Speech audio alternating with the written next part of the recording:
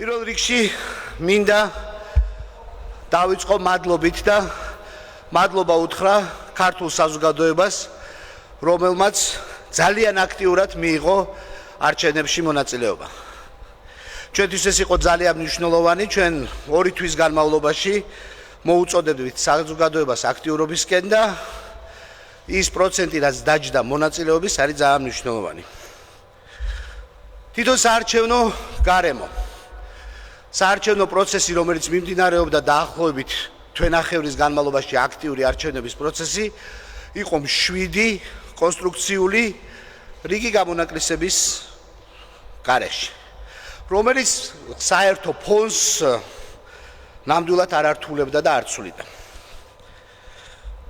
არჩევნების დღემაც ასევე მშვიდად ჩაიარა მოსახლეობის აქტიურობით, ამომრჩევლის აქტიურობით და ფაქტიურად 1-2 გამონაკლისის გარდა ჩვენ ქვეყანაში არჩევნების დღემ ჩაიარა მშვიდობიანად.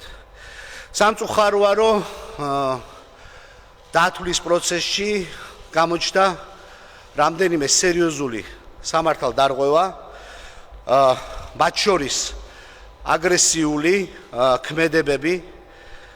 ეს არის არა მარტო სამწუხარო, არამედ ამ შემთხვევებს, ამ პროვოკაციულ შემთხვევებს, რომლებიც რამდენიმე უბანზე მოხდა, სჭირდება დროული, ძალიან სწრაფი რეაგირება, განსაკუთრებით იმის გათვალისწინებით, რომ 2016 წლის საპარლამენტო არჩევნები არ არის მხოლოდ 8 ოქტომბრის არჩევნები. ეს არჩევნები შეფასდება და ჩვენი ყველას მიზანია, რომ ეს არჩევნები შეფასდეს როგორც მართლაც მაღალი სტანდარტის არჩევნები, ეს არჩევნები შეფასდება როგორც 8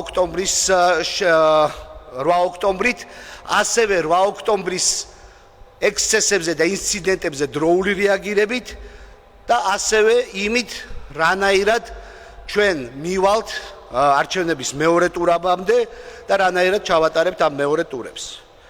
მოლოდინი წინასწარი მონაცემებით არის, რომ არაერთი მეორე ტური იქნება, შესაბამისად ყველას კიდევ ერთხელ გთხოვთ, აქტიური იყოთ მეორე ტურებზეც, ამომრჩეველმა აჩვენოს თავისი ინტერესი და ჩართულობა ამ პროცესში, ისევე როგორც ეს აჩვენა 8 ოქტომბერს.